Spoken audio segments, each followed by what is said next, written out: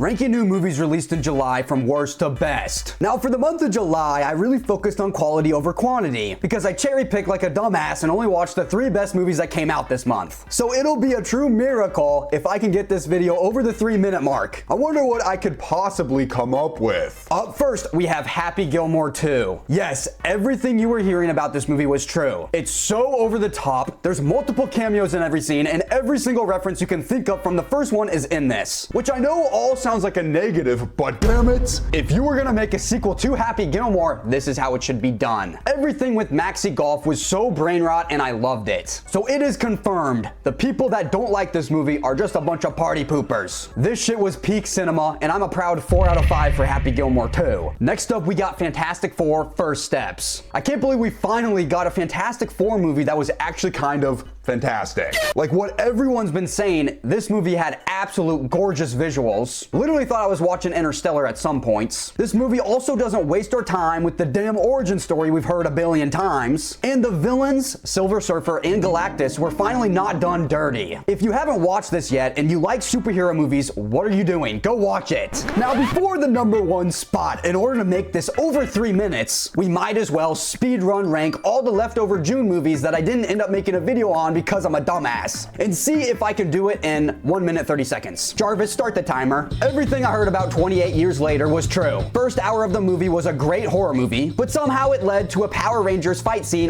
ending, with a gigantic zombie Johnson flying in my face sprinkled in throughout the whole movie. This was a great symmetrical time, and honestly the only letdown was the climax. It was also surprisingly ranked 4th out of my Wes Anderson rankings, so go watch the full video on my YouTube channel because I worked hard on it. The Rocka brothers can't help but to spit out straight bangers. The bald kid in this movie had literally the worst character fate of 2025. Bro truly could not stop eating things. He kept eating knives, himself, and even a damn table at some points. But overall, this shit was so good I watched like 30 Rocka YouTube videos afterwards. Now this one is easily one of the best racing car movies I've watched in a while. They focused on factors in a race where someone who's not gonna win the race can still affect it all the way in the back, which was actually unique and quite fun. And Brad Pitt pretty much just substituted eating food with just throwing cards in a bucket, and I love it. All right, stop. Sorry, I have to do a sandwich inside of a sandwich, because now we have another section, the leftover 2025 movies that didn't come out in June or July, but I watched them in both months for some reason. Trust me, I'll be quick. Jarvis, start the 30-second timer. Thought we were gonna see a cool brother duo with John Brithenhall and Ben Affleck, but instead, they just had relationship issues for some reason. Ugh. A few fun explosion kills, but for a movie stealing the title of one of the best modern video games of all time, this was a disgrace. Most mid-MCU film of all time. Red Hulk would have been pretty cool if they didn't spoil the shit out of him in the trailer. And finally, this movie was the definition of a low 3 out of 5 movie. A few fun kills sprinkled in, Will Poulter hard carried, but all the characters were inconsistent and lame. Get that shit out of here.